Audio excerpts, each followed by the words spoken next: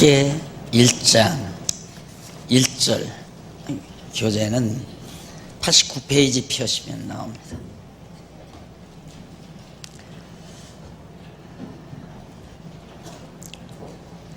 일절로 학계 1장 1절 다리오 왕 2년 6월 곧 그 달 초하루에 여호와의 말씀이 선지자 학계로 말미암아 스알디엘의 아들 유다 총독 수룹바벨과 여호사닥의 아들 대제사장 여호수아에게 임하니라. 가라사대 만군의 여호와가 말하여 이르노라. 이 백성이 말하기를 여호와의 전을 건축할 시기가 이르지 아니하였다 하느니라. 2절까지 봉독했습니다. 제3절 전 제사 회복 시대 예언 맞아요? 학계 스가랴 말라기. 그러면 우선 제3절이니까 제2절을 한번 살펴봐야죠. 제2절은 안 보고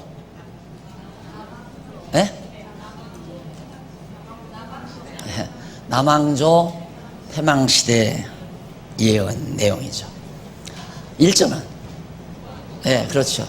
1절은 북왕조 패망시대, 2절은 남왕조 패망시대, 3절은 전 제사 회복시대. 이렇게 해서 성경 66권을 다 외워버려야 돼요. 그래야 우선 이제 구약이 오늘이면 구약 성경은 다 마무리되죠.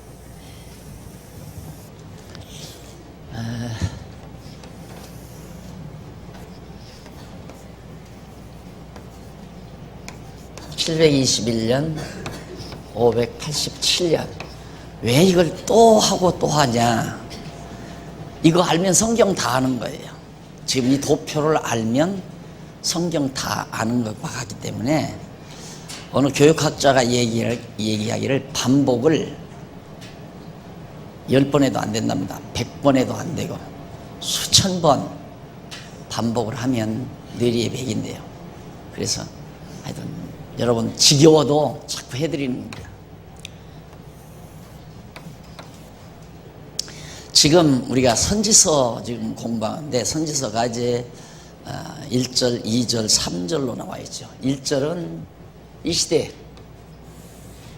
북왕조가 패망하는 시대니까 이게 이제 1절입니다.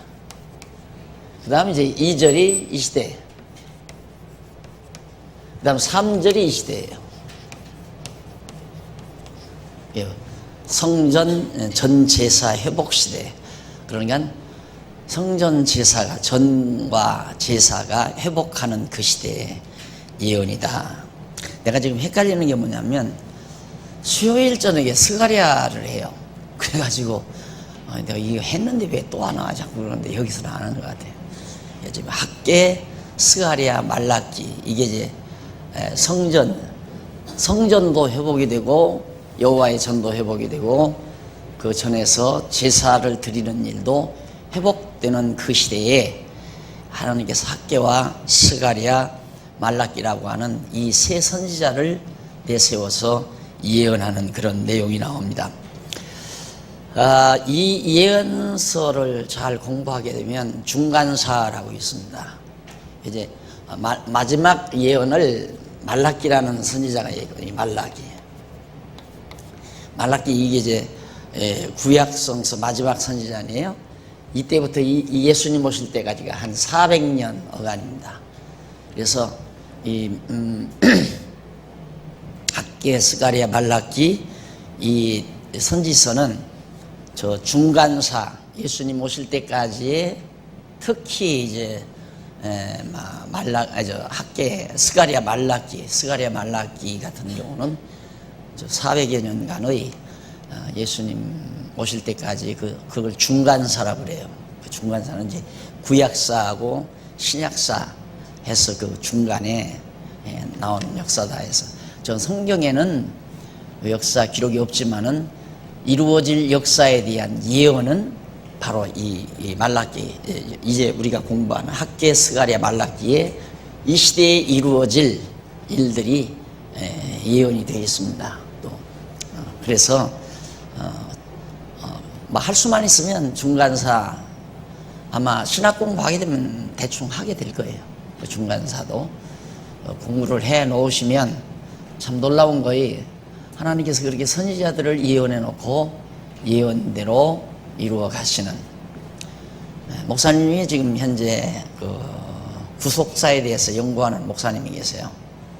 그런데 대단한 학자들의 지도하에서 석사 과정을 공부하는데 역사에 대해서 역사란 무엇인가 그거에 대한 정답이 없습니다. 예.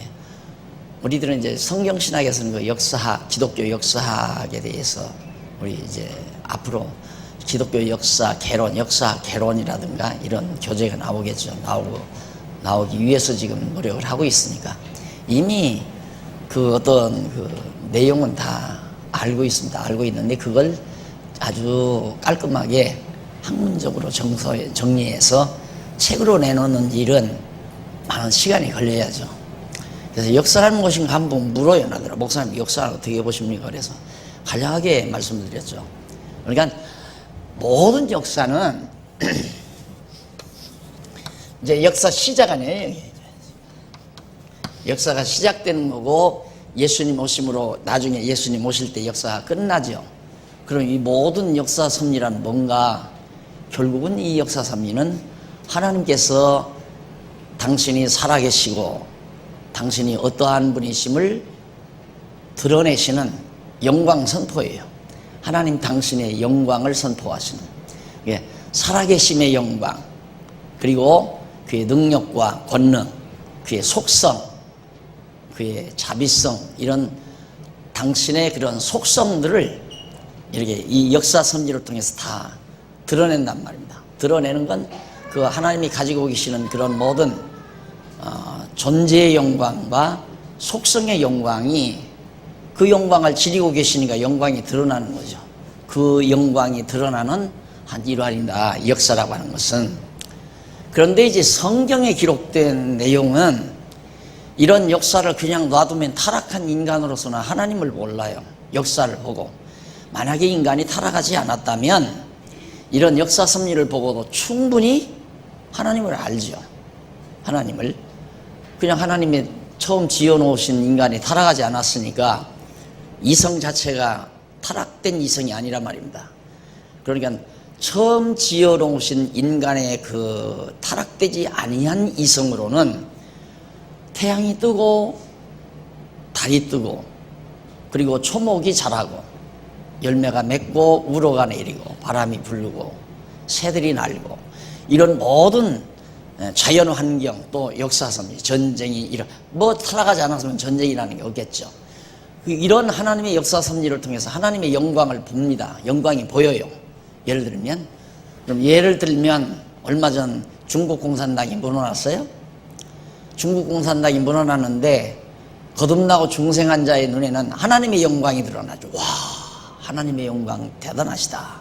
그렇지만 하나님을 믿지 못하는 사람들은 정말 미국의 압력이 결국 중국 공산당으로 하여금 패배하게 만들었다. 이렇게 말할 수가 있죠. 이게 안 보이니까, 하나님의 영광이 안 보이니까. 그래서 모든 역사라고 하는 것은 하나님 존재와 그의 가지고 계시는 속성의 영광이 드러냄이 되지는 건데 그걸 타락한 인간이 알 수가 없으니까, 못 보니까, 그 영광을 못 보니까 영광을 볼 수 있도록 참고서를 만들어준 것이 바로 이 성경이에요. 역사를 어떻게 볼 것인가, 그 참고서예요. 그러니까 이 성경이 없으면 전혀 이 역사 섭리를 통해서 하나님의 영광을 못 보죠. 그럼 여기도 중간사도 성경에는 없어요, 역사가. 그러나 역사는 진행됐거든요.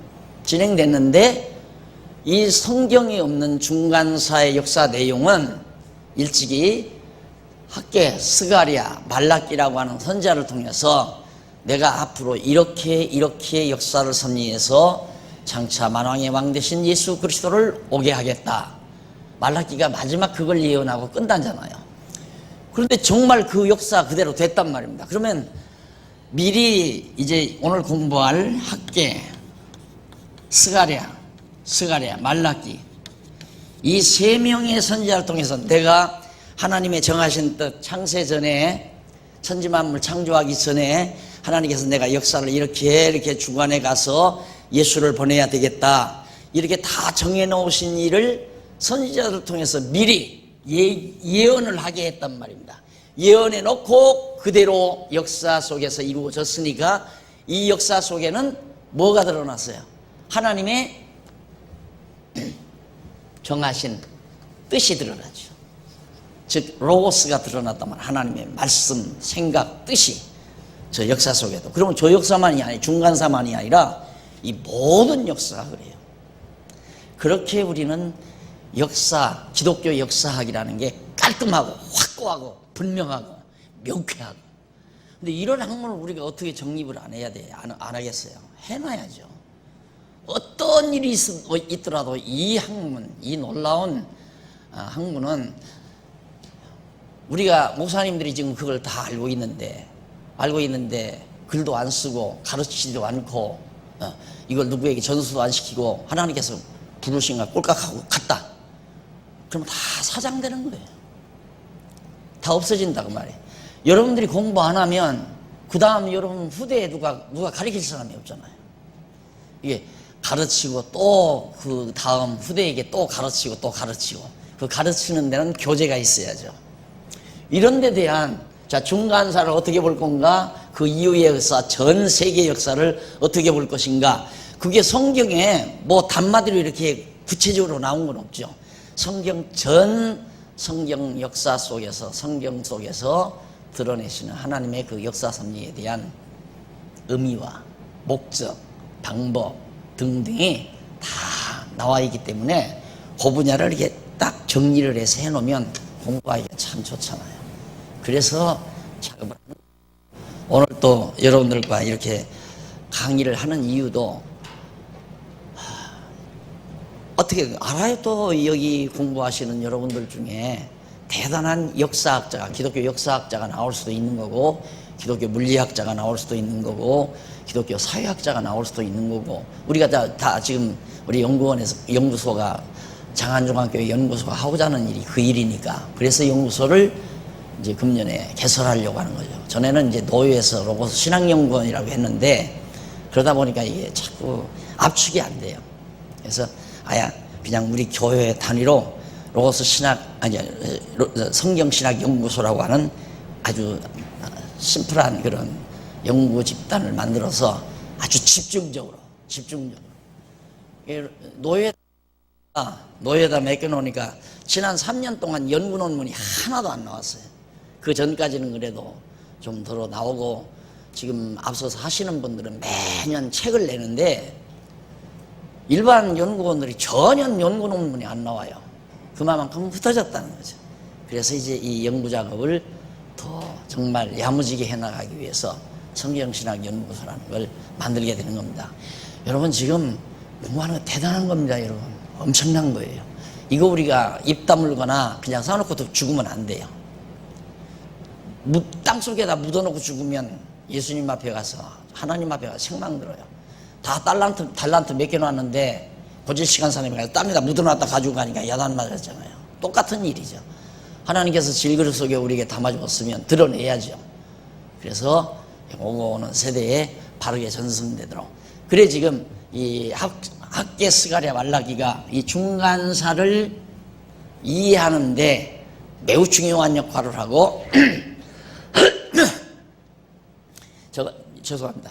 저걸 공부하고 나서 이제 신학부에서 저 중간사 공부를 하면 매력을 느끼죠. 중간사 공부하면서 단원마다 거기서 하나님의 영광을 보는 겁니다. 영광을 본다니까 이런 광채를 보는 줄 아는 게 아니라, 보는 게 영광이 아니라, 야, 이렇게 하나님이 하셨구나, 이렇게 하나님이 역사를 섭리하셨구나, 이렇게 학계를 통해서 예언하게 하신 하나님이 정말 그 예언대로 이루셨구나, 그렇게 보아지는 눈이 하나님의 영광을 보는 눈이란 말입니다.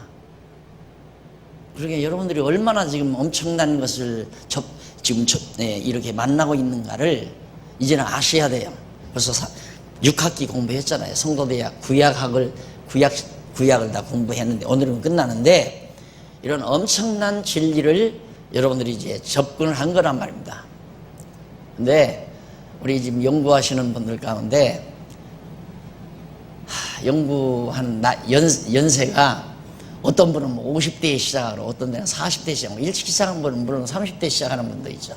저 같은 경우는 17살에 시작을 했으니까 그러니까 지금 50년에다가 한 53년 4년 연구를 한 거죠. 계속 그냥 오직 성경만 그렇게 연구해 오다가 결국은 이제 이렇게 책도 쓰고 그렇게 됐는데 여러분 안 늦습니다. 이 젊으신 분들은 지금이라도 자기가 대학에서 전공한 거 있으면 그 전공한 것을 성경을 보고 자기 전공 분야를 보게 되면 거기 하나님 영광 드러나요. 그 드러나는 하나님의 영광을 명쾌하게 증거해내는 것이 바로 우리 기독교 학문입니다. 대학에서 공부한 전공은 하나님의 영광은 안 보이잖아요. 그 자체의 어떤 원리와 자체의 과정적 이론은 보이지만은 근본 원인과 그 내용을 통한 그 의미를 찾아내지 못하네요. 그래서 제가 일반 학문은 전부 과정 학문이라고 그러잖아요. 그래서 일단 제3절 전 제사 회복시대 예언의 중요성을 여러분들에게 일단 말씀을 드렸습니다. 관심 가지시고 이제 한번 보시는데 학기에서부터 말라기까지인데 내용분에 나옵니다. 두 번째 줄 끝부분에 그 내용 가운데 첫째 학계에서 스가랴 학계 스가랴는 여호와의 전 회복에 대해서 여호와의 전 성전 회복에 대해 예언하는 내용입니다. 성전이 회복된다라고 예언하는 것이 학계와 스가랴 내용이고 말라기는 제사 부패와 회복에 대해 예언하는 내용입니다.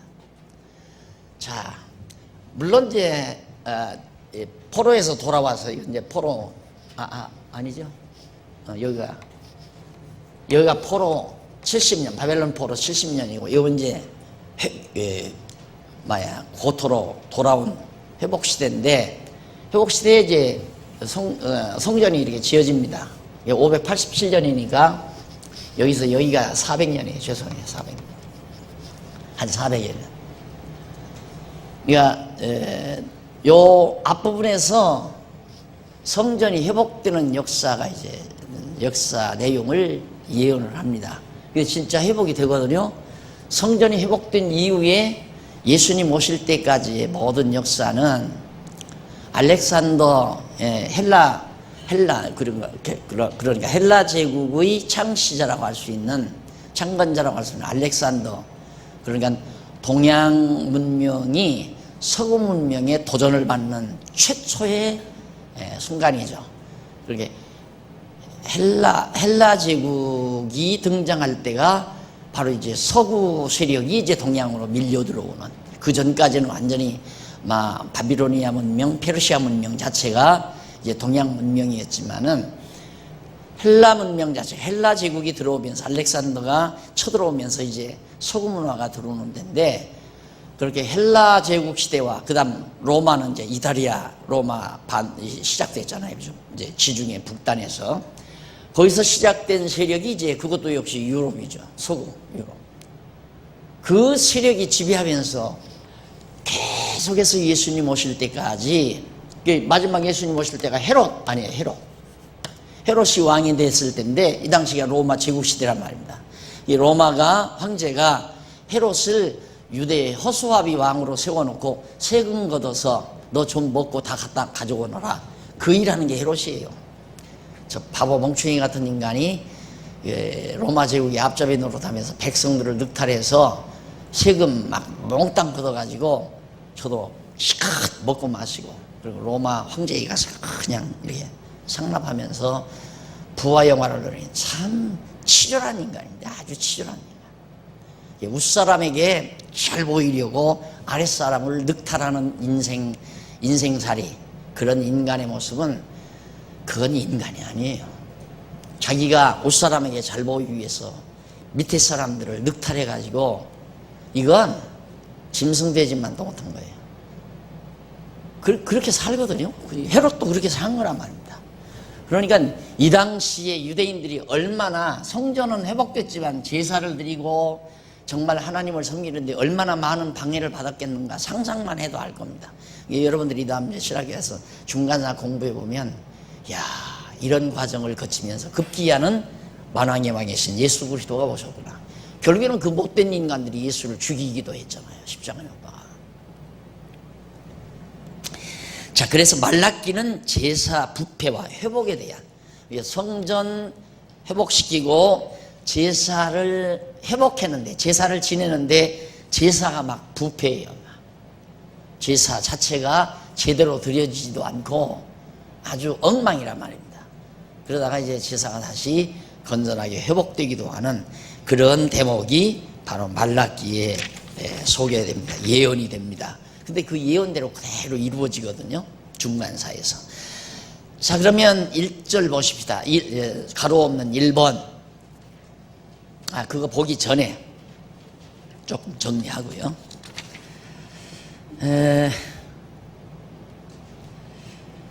그 이쪽 85페이지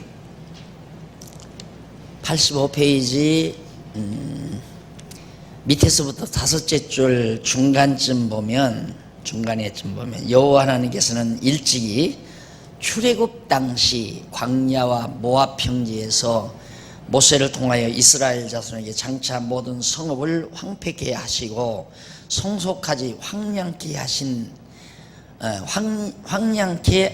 후에 이방 대적을 판멸하여 보수하시고 회복해 주실 것을 언약하신 사실이 신명기 30장 1절로 10절, 32장 35절, 40절로 43절. 이때가 모세 때죠. 모세 때 신명기에서 이미 이렇게 망하고 예루살렘 성전 다 회파되고 다 황폐화되고 그랬다가 다시 원수들을 갚아서 회복이 되고, 그래서 이렇게 회복시켜 주실 것을 모세를 통해서 언약한 사실이 있다 이 말이에요. 이게 근거예요. 그러니까 이렇게 하나님께서 앞으로 역사 섭리하실 것을 예언하는데 그 예언의 근거가 어디냐? 근거가 무엇이냐? 하나님의 언약이다 이 말이죠. 모세를 통해서 언약하신 말씀을 근거로 해서 선지자를 통해서 이루실 일을 예언케 했다. 그럼 이 언약의 근거는 뭐냐? 언약의 근거는 하나님의 정하신 뜻. 천지만물을 창조하기 전에 하나님은 만사 만물을 다 정해놓으신 뜻이 있어요. 작정하신 뜻이. 그 뜻을 내가 이렇게 하겠다 하고 모세를 통하여 언약하시고 그 언약대로 이루실 때가 되지니까 선지자를 통해서 곧 내가 이렇게 하겠다라고 예언하게 하고, 그래서 예언대로 이렇게 이루어 주시고. 왜 그렇게 하시나? 하나님 살아계심의 영광을 드러내려고, 나 이렇게 살아있다 하는 그 영광을 선포하는 거, 드러내는 거죠. 그리고 하나님의 전능하신 능력, 신실하신 능력, 자비하신 속성, 이런 속성들이 이런 역사 설립 속에 다 드러나잖아요. 그걸 보는 게 하나님의 영광을 보는 거예요. 우리는 하나님의 영광을 보고 산다. 동쪽 하늘에서 떠오르는 태양을 보고 태양빛을 보는 것이 아니라 하나님의 능력의 솜씨의 영광을 바라보는 것이 기독교 문인의 시각입니다. 성경적 문인. 달라요, 전혀. 그러나 하나님을 알지 못하는 사람은 태양 그 자체를 노래하고, 흐르는 냇물을 노래하고, 자라나는 초목을 노래하고, 산새들의 목소리를 노래하고, 물소리를 노래하고. 우리는 그게 아니죠. 그렇게 하신 하나님의 솜씨를 노래하는 것이 우리 기독교 문학. 기독교 문학 할 수 있잖아요. 그러니까 대학에서 혹시 문학 전공하신 분은 기독교 성경적 문학 이거 정리할 수 있어요. 문학, 성경적으로 문학이란 무엇인가, 예술이란 뭔가, 이런 것도 할 수 있고 얼마든지 할 수 있죠. 내가 지도는 해줄 테니까. 난 할래도 시간이 없어서 못해요. 하려면 어떻게 해야 하느냐. 내가 대학에서 문학 전공을 안 했잖아요. 그러니까 일단 내가 문학을 다 섭렵해야 돼요. 일반 학문 문학을. 그 문학을 섭렵하다 보면 우리가 성경적 시각에서 볼 때 문제가 나타나죠. 그 문제가 나타나는 것들을 기독교, 성경적인 기독교 의미로 그걸 이렇게 접목을 시켜버립니다. 그러면 아주 멋있는 문학서적이 되는 거죠. 기독교 문학이 되는 거죠. 학문, 정리 안 될 학문이 하나가 없어요. 이 성경이라는 게 이렇게 대단한 겁니다.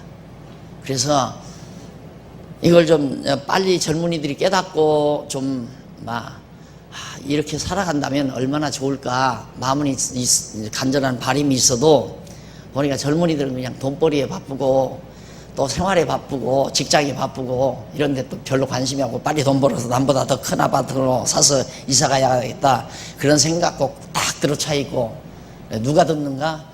한 50대 60대 접어든 양반들 인생 살아보니까 별거 아니더라. 성경 말씀 들어보니까 야 좋은 말씀이더라. 들으니까 마음이 편안하고 좋더라. 그런 분들이 듣다 보니까 그냥 공부하고 말아버리는 거예요. 책 한 권도 못 쓰고. 답답할 일이죠. 자, 그러면 근거까지 다 말씀드렸죠. 아까 내용 분해하고 이제 그 내용 요약은 바로 그 줄바꿈돼서 이쪽 85페이지 바로 밑에서부터 8째 줄 줄바꿈돼 나오죠. 거기가 내용 요약이에요.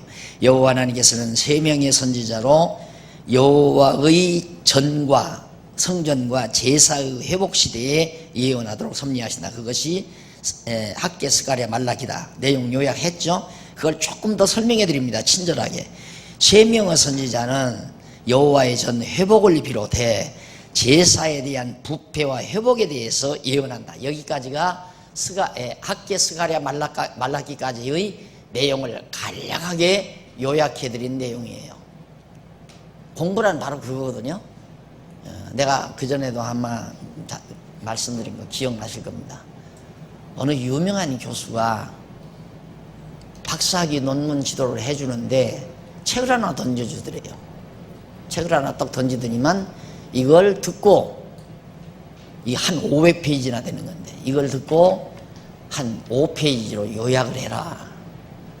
이걸 책을 읽고 그러니까 500페이지 책을 읽고 5페이지로 요약을 한 거예요. 갖다가 요약해서 리포트를 제출하니까 이 교수가 다시 그걸 5페이지 그걸 쓴 것을 다시 던져주면서 그걸 갖다가 한 페이지로 줄이라고 그러더니 한 페이지로 요약을 해라. 그래가지고 가지고 가니까 한 페이지로 줄인 걸 또 던져주면서 한 문장으로 만들고 와라.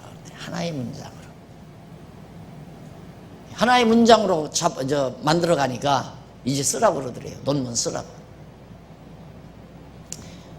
공부란 바로 어떤 내용을 우리가 알아갈 때 전체를 요약하는 능력이 있어야 됩니다. 그러니까 지금 여러분들이 공부하고 있는 것이 성경 전체를 간단하게 요약한 내용을 알지 않아요. 구약은 하나님은 여호와이시다. 신약은 예수는 그리스도이시다. 그렇게 단마디로 요약해 드렸잖아요. 그러면 그 요약된 내용이 참으로 그러한가 그걸 확인하기 위해서 일일이 지금 우리가 공부하는 거예요. 여기도 지금 학계에서 학계, 스가랴, 말라기 이 세 권의 선지서를 제가 선생이니까 간단하게 우선 요약해 드렸잖아요. 내용 분해도 해드렸고 요약도 이렇게 친절한 선생이 어디 있어요. 그것도 필기까지 다 해서. 그 다음 그러면 그거에 대한 그 내용에 대한 근거는 뭐냐 이렇게 말했잖아요. 성경에서. 그 다음 그 근거는 영원한 하나님의 작정하신 뜻. 그게 이제 바로 이 85페이지에 나오는 거기 밑에서부터 85페이지 밑에서부터 6째 줄 보세요. 6째 줄 중간 조금 지나서 그 요약된 이러한 예언은 그 말이죠. 이러한 예언은 여호와 하나님께서 언약하신 말씀에 바탕을 두고 있다. 이 언약한 말씀에 바탕을 두고 있다. 어떻게 언약을 했는가? 바로 모세를 통해서 쭉 언약한 내용이 있잖아요. 그래서 이러한 예언은 여호와 하나님께서 언약하신 말씀, 이 언약하신 말씀은 영원한 작정하신 영원한 뜻에 따라 언약하신 말씀 이렇게 이해하시면 됩니다. 근거까지 다 대드렸어요. 이렇게 해서 이제 서론을 정리해 드리고 나서 도대체 이 내용의 목적이 뭐냐는 얘기죠. 그 내용의 목적이 뭐냐. 그 뒤에 이제 근거, 과정해서 성경 근거를 더 분명하게 이제 86페이지에서 해드리잖아요.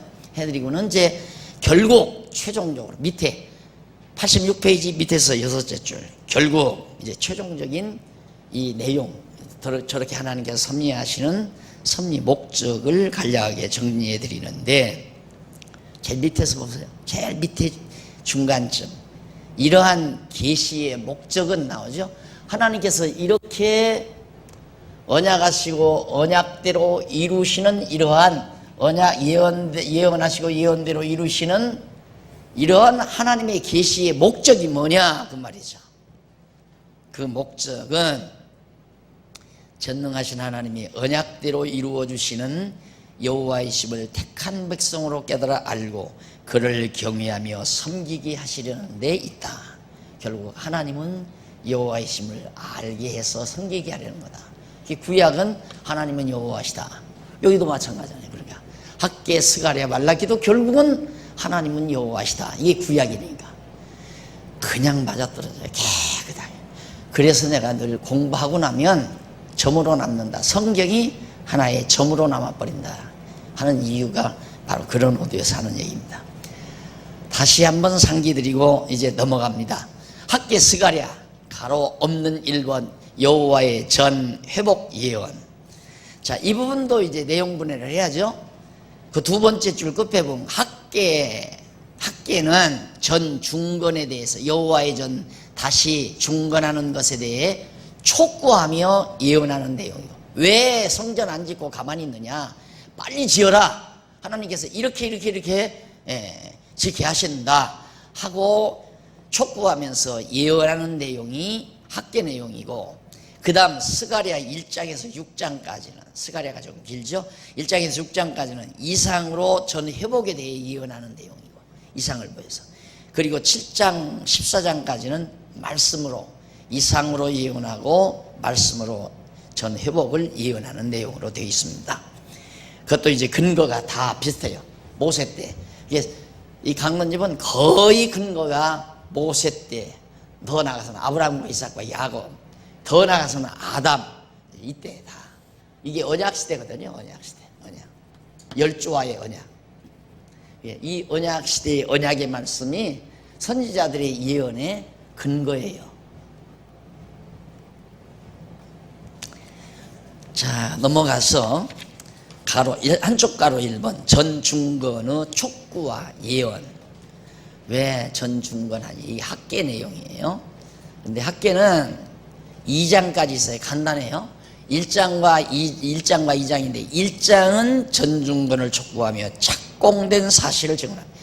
전중건해라 했는데 그 말씀 듣고 이제 백성들이 성전을 지으려고 착공, 건축을 시작했다 하는 내용이고, 2장은 전중건을 예언하며 보호하실 것을 예언하는 내용이다. 전중건을 언약하면서 하나님께서 전을 완전히 짓도록 해줄 것을 언약하는 말씀을 따라 성전을 짓도록 하나님이 보호해 주실 것을 예언하는 내용이 바로 학개 내용입니다. 자, 그것도 다 하나님께서 언약을 이루시기 위한 거죠. 그러니까 거듭 또 말씀드리죠. 자, 성전이 지어져요. 예? 성전이 쫙 이렇게 지어진단 말입니다. 지어지니까 보통 우리는 야, 성전 지어지니까 좋다. 그래서 이 지어진 성전에 우리의 관심이, 일단 관심이 글로로 가면 이제 우리의 모든 사고는 잘못되어지는 거예요. 거기에 잘못되는 거란 말입니다. 이루어지는 이 일에 관심이 빠지면 안 돼요. 그래서 이루어진 것을 보고 우리는 왜 이렇게 접근하라고 그랬죠. 왜 이게 성전이 회복됐나? 이렇게 접근하면 하나님께서 창세전에 다 정하신 뜻을 따라 모세에게 언약한 대로 선지자를 통해서 예언케 해서 그 예언을 이루어 주시려고 성전을 회복시켰구나. 성전이 다시 지어졌구나. 이렇게 접근해야 여호와 하나님을 안 잊어버리는 거죠. 그러니까 이스라엘 백성들이 우리 여호수아 공부했지만은 요단강 건너갈 때 제사장들이 12지파 족장들이 요단 강바닥에 있는 돌멩이 하나씩 다 메고 나갔어요. 메고 나가가지고 그 돌을 길가에다가 다 쌓아놨단 말입니다. 왜 쌓아놨는가? 뒤에 살아오는 모든 자손들, 후손들이 왜 저걸 저렇게 쌓아놨습니까? 저게 뭡니까? 야, 돌 참 멋있게 쌓다 이런 게 아니라 왜 저기다가 저렇게 돌을 쌓아놨습니까? 저 돌이 뭡니까? 라고 물어보고들랑 하나님께서 요단강 건너게 했던 일을 자손들에게 얘기해줘라. 뭐 하려고? 하나님 여호와를 잊어버리지 않게 하려고. 그것이 이제 길갈이라는 마을 이후에다가 돌무더기를 쌓아놓은 목적이란 말입니다. 마찬가지죠. 성전을 헐어지게 했다가 다시 세워주시는 뜻이 무언가, 왜 그랬는가, 왜 이 성전이 다시 서졌는가, 이렇게 접근해야 하는데 모든 게 다 그렇습니다. 다. 그런데 우리는 야, 잘 지었다, 누가 지은 것보다 더 좋다, 야, 얼마나 좋으냐, 이건 완전히 빗나간 거예요. 예, 여러분들도 예를 들어서 망했다가 다시 흥난다, 아야 정말 사업 다시 되니까 좋다, 그럼 벌써 하나님 잊어버리기 시작해요. 왜 내 사업이 다시 일어났는가? 망할 때도 마찬가지죠. 왜 왜 이렇게 사업이 망하는가? 암흑의 친구놈이 내 돈 떼먹어서 망했다, 이렇게 보면 이제 하나님하고 거리가 먼 거죠. 하나님이 왜 나를 망하게 하셨을까? 하나님이 왜 내 사업을 다시 일으켜 주실까? 그럼 하나님 아니죠. 여호와 하나님. 그 목적이, 하나님께서 그렇게 섭리하시는 목적에 접근하는 겁니다. 방법에 접근하는 게 아니라, 되어진 현실에 접근하는 게 아니라. 그래서 사람이 현실을 보는 눈만 민감해지면, 현실을 보는 눈만 민감해지면 현실에 빠져요.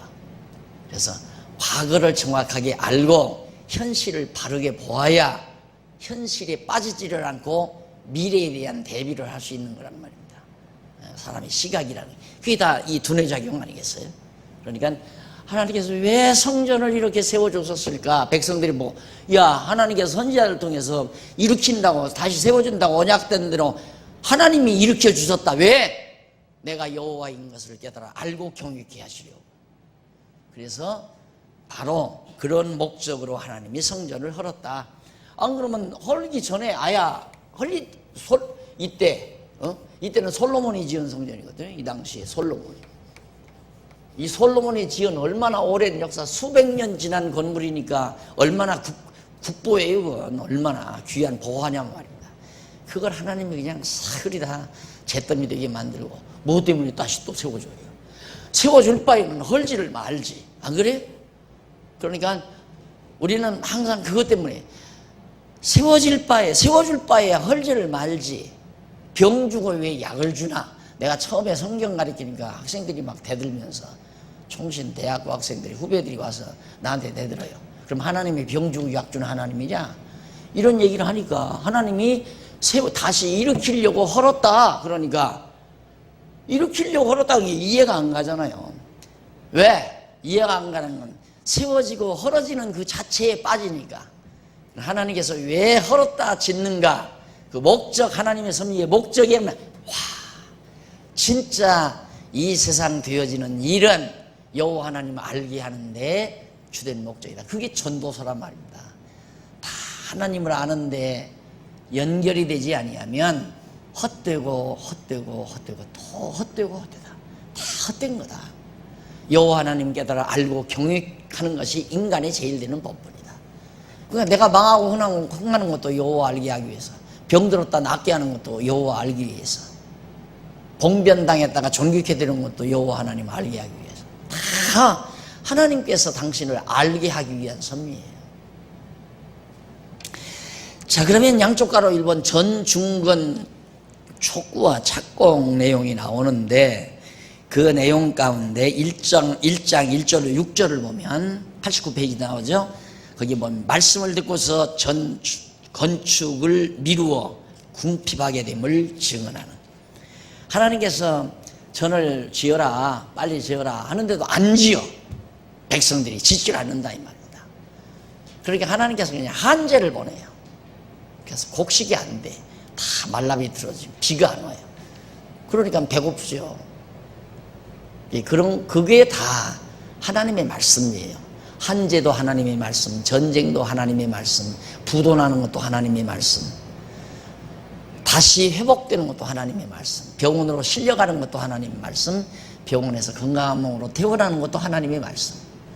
전부 우리는 하나님의 말씀이 우리의 언어로 소리로 안 들려오는 것만, 선지자들이 예언한 것만 하나님의 말씀으로 알지만, 이스라엘 백성들에게 성전 빨리 지어라 하는데 게으르고 나태와 앉으니까 하나님께서 비를 내리지 않아 가지고 한재가 흉년이 온다 이 말이죠. 그러니까 배고프죠. 이게 뭡니까? 왜 안 짓느냐? 야단치는 얘기예요. 하나님의 말씀, 야단치시는 하나님의 말씀. 그 다음 이제 넘어가서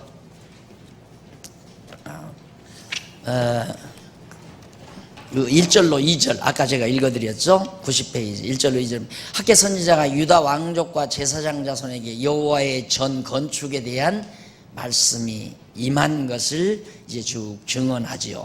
증언하고 제일 밑에 보면 3절로 6절은 학개 선지자가 여호와의 전을 건축하지 아니하므로 백성의 생활이 궁핍하게 되었다는 것을 증언하는 내용입니다. 자, 여기서 이걸 절대 원리로 삼으면 안 됩니다. 하나님의 섭리는 다양해요. 그러니까 여러분, 이런 말씀 가지고, 이런 성경 구절을 가지고, 여러분, 예배당 안 되면, 예배당을 다 성전이라고 가르치잖아요. 그러니까 여러분, 예배당 짓는데, 예배당이라고 하죠. 거룩한 성전 짓는데 건축연보 내지 아니하면 궁핍하게 된다고 그러지 않았습니까? 성전을 안 지니까 하나님께서 궁핍하게 했다. 그러니까 이 말은 조금만 바꾸면 건축연보 안 하면 사업 망한다. 성경 아니에요? 그렇게 되면. 그건 아니에요. 이건 이 당시에 예루살렘 성전을 말하는 거지. 그래서 이 당시에 하나님께서 그들을 깨닫게 하기 위해서 꼭 흉년 드는 것이 성전만 앉아서 흉년 드는 게 아니라 우상숭배도 흉년이 드는 수도 있고, 또 정말 하나님 잘 경외하고 섬겨도 흉년이 드는 수도 있고, 절대 방법을 원리로 삼으면 안 돼요. 생각해 보세요. 욕 같은 사람은 하나님을 잘 섬기는데도 막 다 멸망시켜 버리잖아요. 사업도 망하고 자식들도 다 죽고 몸에 병도 들고. 그러면 그런 과정이 있는데도, 예를 들어 여러분 하나님 앞에 충성 안 하면 병납니다. 그러면 얼른 성도들은 들을 때 그렇겠지. 그건 맞는 얘기다. 어떻게 하나님을 경외하지 않는데 하나님이 가만히 놔두겠느냐. 병이라도 줘서 병원에 실려가게 하지. 사람들이 그걸 너무너무 자연스럽게 잘 받아들이는 거예요. 아니에요. 하나님 잘 믿는 욥도 병도 보통 병이 아니잖아요. 죽을 병. 지금으로 하면 문둥병이에요. 문둥병. 하나 성한 데가 온 만신창이가 됐는데, 욥이 무슨 죄가 있어요? 어느 정도 선하게 살았느냐면, 의롭게 살았냐면, 생일날이면 아들들이 잔치 열잖아요. 그게 막 먹고 마시고 그러다가 혹시 그 순간에라도 내 자녀들이 혹시라도 여호와 하나님 잊어버리지 않았을까. 그래서 하나님 앞에 제사를 드리고 한 사람이거든요. 그렇게 신실한 욥을 갖다가 하나님이 왕창 망하게 하잖아요. 그러니까 절대 방법을 원리화시키는 것은 독약입니다. 독약. 알았어요?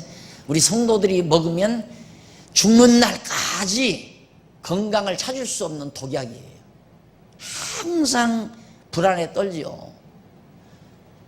자, 특별히 친정에 볼 일이 있어서 할 수 없이 주일날 빠졌습니다. 야, 이거 내가 안식일 범했으니 언젠가는 하나님이 나를 가만 놔두겠나. 그런데 아이가 자꾸 머리 아프다고 띠띠 하니까 이놈은 인플루엔자 신종 인플루엔자 걸리지 않았나. 이거 그날 내가 안식일 범했더니만 이 꼴이 오는구나. 그래가지고 그날은, 그렇게 느낀 날은 이제 새벽 일찍부터 3시부터 나가잖아요. 보통 때는 그냥 4시 반이나 5시 나가서 1시간 정도 하고 오는데, 그때는 3시부터 나가서 2-3시간 그냥 울며 불며. 그렇게 신앙생활하는 것이 수두로 갑니다. 지금 그렇게 해서 신앙생활 하시는 분들. 그게 아니고 여기서 이렇게 성전을 짓지 아니하므로 흉년을 준 것은 그 당시에 하나님의 언어였어요. 그런 때에 그런 방법을 하나님이 취해서 이스라엘 백성들로, 어떤 때에는 뭐 정말 똑같은 방법, 정말 흉년이 왔다, 결과가 흉년이 왔다. 근데 왜 왔는가? 믿음을 연단시키기 위해서. 하나님 잘 믿어도 더 믿음을 업시키려고 흉년이 와서 가난에 지치도록 그렇게 하나님이 만들어가는 수도예요.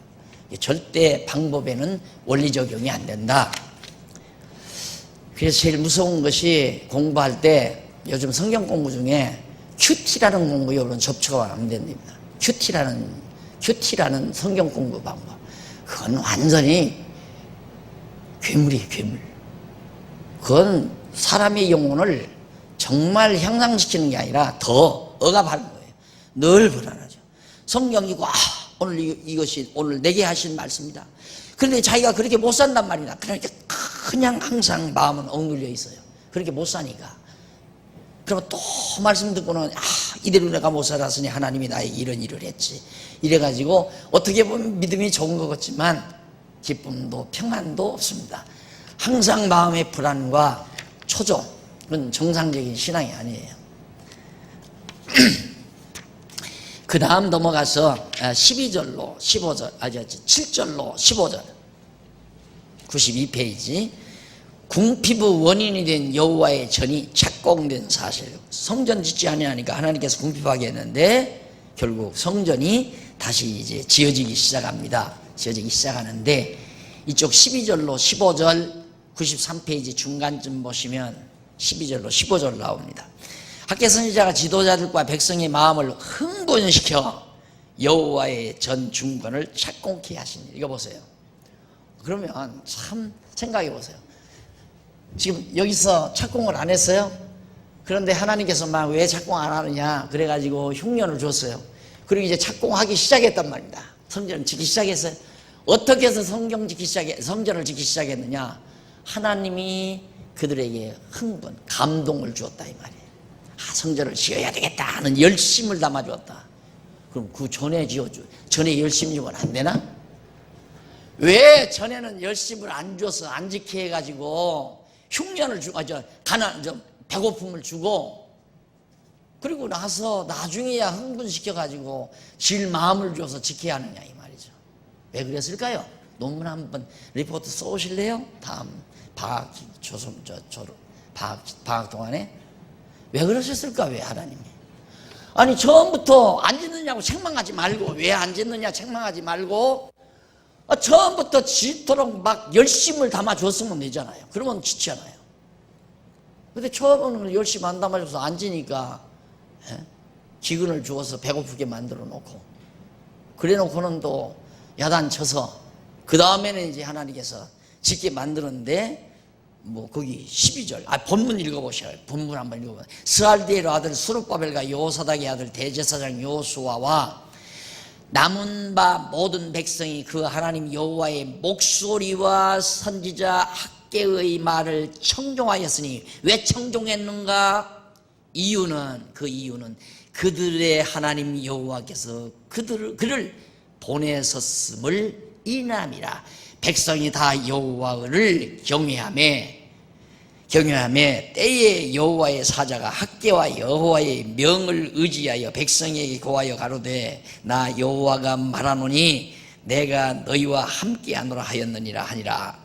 여호와께서 스알디엘의 아들 유다 총독 스룹바벨의 마음과, 스룹바벨 지도자예요. 스룹바벨이 그 사람 마음과 여호사닥의 아들 대제사장 여호수아의 마음과 남은 바 모든 백성의 마음을 흥분시켰다. 열심 줬다 이 말이에요. 야, 성전 짓자 하고 막 일어날 수 있는 열심을 하나님께서 담아주었다. 그러게 지키기 시작하잖아요. 왜 그랬는가? 하나님이 성전 안 짓는 건 하나님의 뜻이 아니다라는 걸 깨닫게 하기 위한 과정이죠. 그냥 성전이 지어지면 우리가 열심 나서 지었다 그럴 거 아니에요. 우리가 얼마나 잘했는가. 그리고 하나님 앞에 하나님 우리들이 열심으로 이렇게 성전을 지었습니다. 그러니 상금 좀 주십시오. 마음이 그쪽으로 돌아갈 거 아니에요. 하나님께서 완전히 인간은 뭉겨요. 그냥 완전히 뭉겨버려요. 네가 하는 거 아니다, 내가 한다 이 말이에요. 하나님이 지도자들과 제사장과 백성들의 마음에 열심을 담아줘서 성전을 지켜야 함으로, 여호와의 전을 지켜야 함으로, 정말 하나님께서는 선지자들의 예언대로 하나님이 이루셨다. 예언도 하나님께서 하게 하시고 예언을 이루시는 것도 하나님이 하신다. 예언을 이룬다는 말은 언약을 이룬다는 말과 같은 맥락이 같은 거거든요.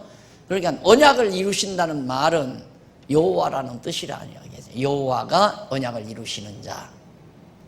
여호와를 깨달아 알게 하기 위해서 하나님이 저렇게 하시는 거다. 여러분, 여러분의 욕심에 의해서 열심히 나면 하나님이 절대 안 이루어줍니다. 사랑하는 자라면. 그런데 사랑하지 않는 자라면 자기가 막 개심으로 욕심내서 하는 일을 되게 만들어요. 그러면 점점 하나님하고 멀어져 가죠. 내가 잘났다, 내가 이거 한 거야, 내가 잘나고 내가 실력이 좋고, 그래서 자기 욕심대로 막 큰 일을 구상해서 하려고 막 열심으로 욕심으로 이제 시작을 했는데, 하나님이 그걸 되게 하면 그건 복이 아니에요. 그 사람에게 저주예요. 자꾸 교만해지니까. 그러나 하나님께서는 당신이 주신 여호와의 열심이죠. 그게 하나님의 열심으로 하게 하셔서 하시면, 하나님, 나는 아무것도 내가 한 일은 아닙니다, 하나님께서 하게 하셔서 하셨습니다, 감사합니다. 나 같은 이 연약한 종을 도구로 써주셔서 정말 감사합니다. 그게 이제 정상적인 사람이죠. 정상적인 신자고. 그러니까 어떤 일이든지 욕심으로 하면 안 돼요. 욕심으로 하면 하나님이 나를 어디에 써주시겠나, 어떤 일에 하나님이 나를 사용하실까. 그래서 기쁨으로, 즐거움으로. 욕심으로 시작하면 불안, 초조 이런 게 밀려와요. 쉬워요. 아주 내가 욕심으로 하는가 하나님의 뜻을 따라 하는가는 아주 쉬워요. 욕심으로 하면 불안해요. 내가 욕심으로 시작을 했는데 이거 안 되면 어떡하나, 이런 게 있어요. 그런데 욕심이 아닌 하나님의 뜻을 따라 하는 일은 즐거움으로 해요. 크게 되든 작게 되는 거 따지질 않아요. 그냥 쓰임받는 그 자체가 즐거워요. 평안하고. 이것이 이제 자기에게 와지는 하나의 신호입니다. 아주 쉽죠. 그래서 내가 항상 하나님의 일은 즐겁고 평안하게 해라, 기쁘고 즐겁게 해라, 기쁘고 즐거움으로 해라, 그런 얘기를 하는 이유가 바로 그런 데 있는 거죠. 자, 넘어가서 2장은 전중건 언약과 보호, 전중건을 해줄 걸 언약하는데 1절로 9절에 보면, 자, 96페이지, 권면하며 혼란 중에 전의 영광이 충만케 할 것을 예언하죠. 권면하면서 혼란 중에 전의 영광이 많은 혼란이 일어나는데 여호와의 전의 영광이 아주 충만하게 내가 해주겠다, 그렇게 언약하는 내용이 나와 있고요. 2장 10절로 23절까지는 99페이지, 부정의 결과를 추억하며 복주고 보호할 것을 예언합니다. 부정의 결과를, 그러니까 거룩하지 못한 것들을 하나님께서 추억하면서 내가 너에게 복을 주어서 정말 잘 보호해 주겠다 하는 언약을 해주는 내용이 23절까지 나와 있습니다. 그래서 학계는 그렇게 길지는 않죠. 그래서 학계까지 오늘 마쳤습니다. 날짜까지 다 나오죠. 자, 다음 시간 잠깐 쉬었다가 13권 들어가겠습니다.